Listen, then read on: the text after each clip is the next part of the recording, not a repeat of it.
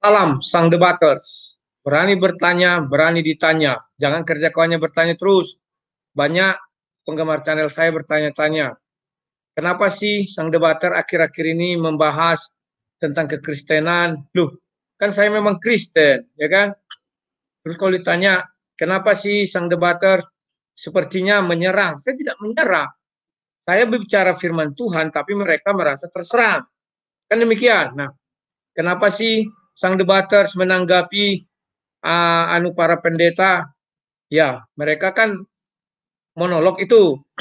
Kalau monolog, saya kalian tidak bisa melakukan yang namanya jawaban. Kan demikian. Jadi selain saya bantu agar kalian mengerti, ya kan? Nah, kenapa sih dan kenapa sih? Ya, biarin aja. Tuhan Yesus mengatakan Injil Kerajaan Surga ini harus diberitakan sampai ke ujung dunia ya. Dan kalau bisa diberitakan sebenar-benarnya. Tidak ada di situ yang namanya apa? Ketidakjelasan. Ya. Setelah ini, kalau kalian bilang saya komersil, inilah saya bencinya. Lihat kalian, bukan benci dalam arti apa ya, maksudnya tidak suka lah sama kalian. Kalian bilang saya untuk mencari subscriber, tak pernah saya minta ayo di like dan subscribe, kecuali video-video terdahulu ya. Kalau sekarang enggak, ya. Terus katanya nonton iklan, ya memang saya sarankan kalian menonton iklan. Kenapa saya sarankan? Begini loh kawan-kawannya, kami kan punya kreator ini semua kan sudah capek juga membuat konten-konten ini ya. Dan kami berbagi ilmu sama kalian. Kan tidak salah kalian tidak melewatkan iklan. Karena kami tidak minta bayaran dari kalian. Kalau kata Gilbert Lumondong, seharusnya kalian sudah membayar kami, kan demikian. Ya kan? Itulah kawan-kawan, cobalah kalian berjiwa besar. Kalau kalian merasa rugi menonton iklan, ya sudah skip aja. Bagi saya itu tidak masalah. Daripada hubungan kita sesama Kristen ini rusak hanya gara-gara iklan, skip aja ya. Nah, yang kedua, kalau kalian bilang saya mencari nafkah dari sini, saya katakan iya. Mengapa saya katakan iya? Karena saat ini saya tukang foto. Tukang foto itu tidak ada lagi jobnya. Sudah 2 bulan kami tidak bekerja. Lantas saya mau makan apa? Ini cara Tuhan memelihara saya. Kalau kalian paham, Januari saya sudah bangkrut. Ya kan? Tukang foto udah berkurang, begini dan segala macam ya. Bulan 3, PIN saya datang. Pas! Di situ lagi saya sudah tidak punya apa-apa sama sekali. Jadi semua pertolongan Tuhan itu tepat waktu ya. Itu yang saya bisa gambarkan kepada kalian. Nah, saya punya pengalaman pribadi ya. Begini loh kawan-kawan. Ingat gak kalian tahun 2008, 2007, 2008? Kan ada dulu ketik rek 9090. Kan ada kan? Anda tidak layak kerja di air. Nah, Gilbert Lumondong dulu tergabung di dalam grup itu 9090, ya kan? Artinya di sana ada tukang tenung, tukang ramal dan juga pendeta Gilbert Lumondong. Saya bukan mendiskreditkan beliau. Biar kalian tahu, dulu saya pernah ikut itu, saya harus bayar 2.500 untuk 1 SMS. Kalau 3 SMS berarti 7.500. Nah, bedakan dengan apa yang kami lakukan sekarang. Kalian tidak bayar. Kalian hanya membayar kuota kalian lah. Kuota kalian kan untuk kepentingan pribadi kalian. Mohon dibedakan ya. Andai kata saya mengutip dari kalian, ya saya brengsek, kurang ajar. Sama dengan saya menjual firman Tuhan. Sama saya bilang mengajar minta bayaran. Kan demikian. Tetapi ini fasilitas yang dikasih YouTube. Apakah berdosa saya atau bersalah atau keliru mengajak kalian untuk tidak melewatkan iklan. Kalau kalian rasa itu keliru, ya sudah skip aja, tidak masalah. Tuhan pasti akan mencukupkan segalanya bagi saya. Oke, sekarang saya akan membahas mengenai Pak Philip Mantova. Jangan kalian bilang ada rasa sakit hati. Tidak, saya nggak ada sakit hati. Saya bicara Bible itu sebenar-benarnya dan sejujur-jujurnya. Nanti kalian bisa buktikan lah. Kalian cari semua video-video atau tulisan-tulisan orang Kristen mengenai perpuluhan. Ingatlah, Ibrani 7 ayat 5 itu tidak akan pernah itu muncul. Saya bukan sok-sokan, bukan mengada-ngada. Ya, nanti kalian bisa buktikan sendiri aja. Kalau saya bilang begini begitu, kalian nanti bisa menuduh saya ini dan itu. Itu saya tidak suka ya. Nah, kawan-kawan, sekarang kita dengar dulu apa videonya Pak Philip Mantova ini ya, biar kalian lebih jelas melihat dan mengerti apa yang terjadi. Untuk kemuliaan namamu. Demikian pula perpuluhan itu mengembalikan. Anda dan saya belum termasuk mempersembahkan. Perpuluhan itu belum persembahan. Banyak orang terjadi perdebatan di luar sana, perpuluhan itu mana ayatnya, kan Maleaki kan perjanjian lama. Paham saya. Kalau mau perjanjian baru, Tuhan berkata pada seorang yang kaya, jual semua harta milikmu. Berikan pada orang miskin, dan ikutlah aku. Orang yang tidak mau ikuti perjanjian lama, apa kuat mengikuti perjanjian baru? Ada orang pernah tanya sama saya, mana ayatnya 10%? Saya bilang 10% aja kita kok marah-marah. Ya udah, saya ngomong sama satu orang yang mencoba mendebat saya, betul sekali katamu. Perpuluhan telah ditiadakan. Dengan senang dia berkata, good. Tapi sekarang 100%. Nah, perhatikan ya, Pak Philip Mantopa ini, saya nggak tahu dia berbicara di hadapan siapa. Apakah seperti kristologi, di mana mereka merasa pintar di antara orang-orang teologi? Saya nggak tahu. Ya, atau memang kita di Kristen itu memang tidak bisa membantah kalau ikut gaya. Maka dari itu mereka suka ngomong entah apapun. Ya kan demikian. Nah, sekarang kalau kita untuk melihat apa sih yang dibilang Pak Philip Mantopa ini, dia bilang itu di Matius 19 itu ya, bahwa di sana dikatakan ada seorang yang kaya raya, yang kaya raya ini ya. Kita lihat dulu ayatnya ya. Dia orang kaya raya, ayat Matius 19 ayat 16 sampai 26 ya. Di sana dia orang kaya raya, dia pingin mencari hidup yang kekal loh. Ingat ya, mohon dibatasi ya, hidup yang kekal. Bukan untuk memberi persembahan kepada gereja. Ya, kita baca ayat 16. Ada seorang datang kepada Yesus dan berkata, ya kan? Di sana jelas dikatakan demikian. Apa yang dikatakan orang itu? Kita lihat ya. Guru, perbuatan baik apakah yang harus kuperbuat untuk memperoleh hidup yang kekal? Hidup yang kekal itu apa artinya apa?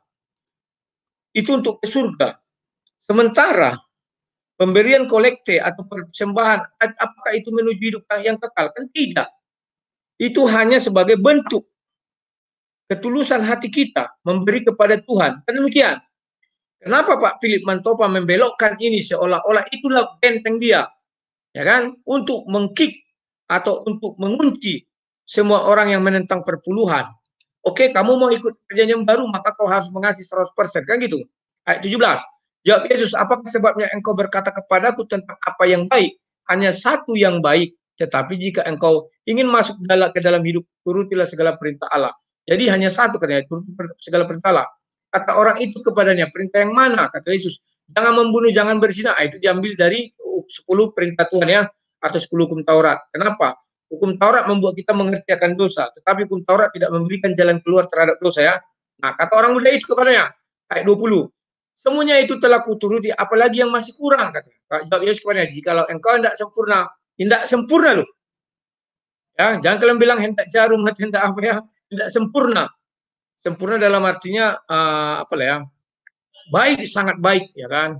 Pergilah, jualah segala milikmu dan berikanlah kepada orang-orang miskin, maka engkau akan beroleh harta di sorga. Kemudian kemudian datanglah kemari dan ikutlah aku. Ketika orang muda itu mendengar perkataan itu, pergilah ia dengan sedih sebab banyak hartanya. Nah, Pak Philip Mantopa ini tidak sadar bahwa ini juga menunjuk kepada dia. Dia kan sudah melakukan apa? Pengembalaan, ini segala macam. Tinggal saat yang belum. Contohnya Pak Philip datang kepada Yesus. Guru, apa yang kulakukan agar hidup kekal? Mengembalakan bukan untuk tujuan hidup kekal, ya kan? Berkhotbah bukan tujuan hidup kekal. Maka Yesus mengatakan, apakah kamu sudah melakukan ini? Sudah guru, saya sudah mengusir setan, saya sudah membuat mujizat ini segala macam itu kan, kira-kira begitu. Kata Yesus untuk perikop ini, juallah seluruh hartamu. Apakah Philip Mantopa mau menjual hartanya? Kan tidak. Sampai sekarang dia tidak mau menjual hartanya. Dia ibaratnya tahu balok di mata tahu dia apa yang dimaksudkan Yesus, tapi diputar balikan. Seolah-olah itu menjadi tameng dia terhadap orang yang tidak suka dengan perpuluhan. Ya kan? Harusnya Philip Mantopa menjual seluruh hartanya. Hal ini juga sekaligus mengatakan kepada kalian, gembala, Yesus mengatakan jadilah gembala yang baik. Gimana gembala yang baik? Ya kan? Dia mengembalakan domba-dombanya. Apakah gembala punya lahan pertanian? Tidak. Dia adalah buruh upahan. Sementara Philip Mantopa, dia manajer, dia direktur, dia pemilik perusahaan itu. Gerejanya itu jadi perusahaan loh. Dia yang mengatur semuanya, manajemen, tata kelola, segala macam. Sementara gembala yang dibilangkan Yesus adalah ada pemilik lahan. Siapa pemilik lahan? Terserah. Kalian mau mengatakan sinode, terserah. Di atas sinode apa? Tuhan Yesus. Nah, pemilik lahan yang memberi dia makan, tapi mereka tak mau. Kalau memberi makan daripada sinode atau ada pemilik lahan, gajinya nggak cukup. Mereka nggak bisa hidup mewah. Inilah yang tidak kalian ketahui. Ya kan? Alasan untuk hidup mewah bahwa pendeta itu atau gembala itu sekarang dijadikan sebagai lahan untuk mencari kehidupan yang lebih mewah. Yesus katakan, kau tidak akan masuk kehidupan kekal. Kau jual dulu semua, ikut laku. Apakah Philip mau? Saya percaya, sudah banyak contoh pendeta yang sudah wafat, tidak akan mau memberi kerajaannya kepada orang lain. Kalau enggak dia misalnya maaf ini ya, wafat, pasti ke istrinya. Istrinya wafat atau mereka wafat kedua-duanya, anaknya. Inilah bentuk hierarki yang namanya kerajaan. Mereka membuat kerajaan pribadi dengan berlindung di balik kerajaan Tuhan. Ini bukan hanya untuk Philip ya, untuk orang-orang yang saya lihat kan saya bilang banyak itu. Paham kalian? Nah, kalau dia punya lahan pengembalaan, dia datang hanya bawa koper, segalanya disiapkan tuan tanah, perumahannya segala macam, dia pulang juga bawa koper. Paham ya? Nah, dia datang dengan apa adanya, dia tidak bisa menjadi pemilik lahan, tuan tanah lah yang bisa memindahkan dia kemanapun pergi, karena diperintahkan, kamu pergi ke sana, gembalakanlah jemaat di sana, kamu pergi ke sana. Tetapi yang terjadi kan tidak. Dia pemilik lahan, dia gembala. Apa yang terjadi? Apakah ada gembala atau pemilik lahan yang bisa sportif terhadap hal ini? Tidak. Karena dia punya kerajaan. Ingat kasus Gilbert dengan Pariaji. Bagaimana orang ini bisa terjadi hal tersebut? Mungkin kalian nggak tahu, nanti cari sendiri ya.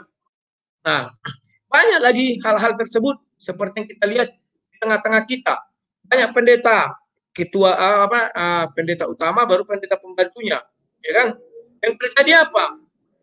Ada ketidakpuasan, dia akan keluar atau bagaimana dan terserah dia ya. Oke, kita lihat lagi. Berarti di satu sisi apa yang dia bilang itu sudah tidak memenuhi kriteria yang Injil Matius 19 tadi ya. Nah, sekarang apa yang dibilang Pak Philip lagi? Biar kita lihat. Ini ayatnya, saya kasih kata-kata Yesus pada orang kaya itu. Dia berkata, ya sudah, kembali 10% aja. Dikasih 10% ringan kok. Saya pun pemberi perpuluhan. Anda jangan salah mengerti. Saya tidak pakai perpuluhan Anda. Saya pemberi perpuluhan. Bapak Ibu Saudara, saya mau supaya Anda mengerti. Kalau kita pakai apa yang menjadi milik Tuhan, kita tidak sadar apa yang kita sedang lakukan. You should not misuse what has been surrendered to God. You should not even use it. Jangan bahkan dipakai. Ada biji tertentu yang harus ditanamkan, tidak boleh dimakan. Ada pohon, dari sekian banyak pohon, semuanya ada satu pohon. Jangan dimakan buahnya. Pohon pengetahuan yang baik dan jahat, itu bukan pohon yang jahat. Itu pohon yang dipersembahkan hanya Tuhan yang punya. Bapak Ibu Saudara, banyak orang tidak paham perkakas Allah di hidup mereka, and they get into trouble as a result. Memberi perpuluhan, saya perlu singgung karena ini adalah minggu kita mengembalikan perpuluhan, tadi sudah terjadi. Tidak perlu, jangan kasih 20%. Jangan kita sok jago dan sok pahlawan. Jangan kasih 15 bahkan. Perpuluhan itu cuma 10, jangan lebih, jangan kurang. Dari neto, bukan dari kotor. Kalau Anda ada hitung-hitungannya, hitung yang sepasnya. Saya sih suka membulatkan ke atas, jaga-jaga kalau saya salah. Nah, perhatikan, Bapak ini mengakui bahwa dia tidak makan perpuluhan, ya puji Tuhan. Tetapi dia memungut perpuluhan. Karena mungkin di gereja dia kan harus dibawa kepada gereja itu. Kan demikian ya, dia pemimpin di situ. Dan kita tidak tahu, hanya dia dengan Tuhan lah yang tahu. Oke, nah. Kalau Pak Philip Mantova ingin hidup kekal, hanya satu lagi cara dia. Seperti anak muda itu, jual seluruh hartanya. Jam tangan yang mahal-mahal, baju atau segala macam jual. Ya kan? Baru bisa diterima Yesus. Kadang kalian dengar di sinting sang debater sini, tidak, itu kata Yesus, bukan saya. Ya kan? Artinya dia tidak masuk kehidupan yang kekal itu. Alkitab mengatakan, bukan saya. Nah, terus dia melanjutkan lagi. Dia bilang apa tadi ya? Jangan kau beri lebih, 10% aja. Kalau konteksnya hanya memberi perpuluhan, dia bilang dari apa, bruto atau apa tadi ya, bersih katanya kan, jangan dari kotornya. Sementara Abraham ketika menang perang, dia memberi dari bersihnya apa dari kotornya.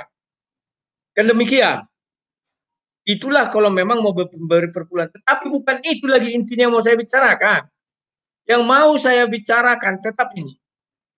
Yakinlah semua orang yang berbicara perpuluhan tidak akan pernah membuka Ibrani 7 ayat 5 sampai 6. Mereka tidak layak menerima perpuluhan, tapi mereka paksakan. Kenapa mereka tidak mau menerima sunat? Harusnya diwajibkan jemaat sunat. Karena mereka tahu bahwa sunat tidak membawa keuntungan finansial kepada mereka. Kan demikian. Kecuali dia dokter atau dia tunjuk seorang dokter untuk sunat-sunatan dia. Dan mereka tahu bahwa sunat itu adalah perjanjian Allah dengan Abraham. Padahal kan gampang. Tinggal kayak simsalabim kita buat sunat peraturan. Tetapi tidak bisa. Karena mereka tahu bukan hak mereka itu. Tetapi kenapa perpuluhan jadi hak mereka? Karena uang. Akar dari segala kejahatan. Cinta uang. Ya kan? Biarlah ini satu kulupakan, yang ini kuambil. Ini uang lo. Yang ini sunat. Sunat itu sakit, ya kan? Yang ini enak, dapat uang kita. Banyak ayat-ayat mendukung. Berilah kepada Tuhan, bayarlah kepada Tuhan. Kalau sunat hanya satu, ya kan? Bahwa itu adalah perjanjian Tuhan dengan Abraham. Tidak bisa mereka masuk ke ranah itu. Jadi sekarang, kalian sudah paham ya kawan-kawan? Mengapa mereka memilah-milah hal tersebut? Bukan saya yang bilang, ayat Alkitab suci. Ya kan? Dan sekali lagi saya katakan, Galatia 4:16, apakah dengan mengatakan kebenaran kepadamu aku akan menjadi musuhmu? Saya tidak mau mengusik para pastor atau pendeta yang sudah hidup mapan ini. Nanti saya dibilang iri. Seperti tuduhan pendeta Rian Napitupulu dari Jambi kemarin ya. Ada videonya, nanti saya tunjukkan ya. Dalam segi apa saya iri? Saya tahu firman Tuhan. Baca kalian lah Matius 19 itu ayat 26 itu sampai 16 sampai 26. Sungguh susah bagi orang kaya. Orang kaya itu apa? Apakah tidak pendeta masuk ke dalamnya? Ikut. Karena kaya itu hak semua orang. Maka Yesus mengatakan, sungguh susah bagi orang kaya seperti unta masuk ke lubang jarum. Dia harus menjual kalau mau dia kekal. Bukan saya yang bilang, Alkitab. Dan karena dia pendeta, maka asalkan pendeta saya bisa kaya. Nggak bisa. Itu Yesus yang bicara, Bung. Bukan saya, bukan Rudy Yohanes ya. Oke kawan-kawan, semoga kalian paham. Dan jangan alergi ya kawan-kawan. Saya kadang kasihan melihat kalian. Kalian alergi terhadap saya, kalian bicara ini dan itu. Tetapi satu yang saya kesalkan, kalian tidak mau membuat dasar kalian berbicara. Sehingga apa? Semua yang kalian ucapkan itu jadi fitnah. Santailah. Bahwa Yesus mengatakan ya, di salah satu surat, inilah kalian baca. 1 Petrus 3 ayat 15. Tetapi kuduslah Kristus di dalam hatimu sebagai Tuhan. Dan siap sedialah pada segala waktu untuk memberi pertanggung jawab kepada tiap-tiap orang yang meminta pertanggungan jawab dari kamu tentang pengharapan yang ada padamu. Tetapi haruslah dengan lemah lembut dan hormat. Ya kan? Saya kalau kepada sesama Kristen, saya berusaha lemah lembut dan hormat ya. Cuma, karena mungkin basic saya orang Batak kan meledak-ledak kalau bicara. Kan di hati saya tidak ada dendam, benci, tidak ada. Kalian boleh lihat. Ketika saya berdebat dengan Luis Prasetyo dan kawan-kawan, saya membuat judul yang sederhana, tetapi mereka membuat judul yang bombastis, ya. Nyerocos lah, inilah itu segala macam ya. Kemarin kepada Pak Esra memang dia menyerah. Kan dia bilang, saya tidak tahu siapa yang duduk di atas tahta. Oke, kawan-kawan ngerti ya, bahwa kita diminta pertanggung jawab oleh orang-orang lain. Kalau kalian tidak bisa menjawab, apalah gunanya? Dan kalian bilang itu nggak perlu. Yang penting dalam keselamatan ya. Udah jual harta kau kayak kata si Philip Mantofa itu kan. Ikut Yesus kalau mau hidup kekal. Selesai. Mampu kalian kan tidak. Takut kalian anak istri kalian tak makan ya. Saya pun takut. Maka dari itu saya mengatur langkah hidup saya agar saya tidak kaya-kaya kali. Kalau kaya itu kan ada tarif standarnya. Saya berusaha karena doa saya setiap hari, berilah kami pada hari ini makanan kami yang secukupnya. Maka istri saya sering bilang, kamu aneh ya, aku takut kaya. Aku bilang, sini uangnya biar aku pegang Anda. Aku bilang, ini harus kuberikan sebagian kepada orang miskin. Karena itu perintah Tuhan, ya kan? Sisanya kita makan secukupnya aja.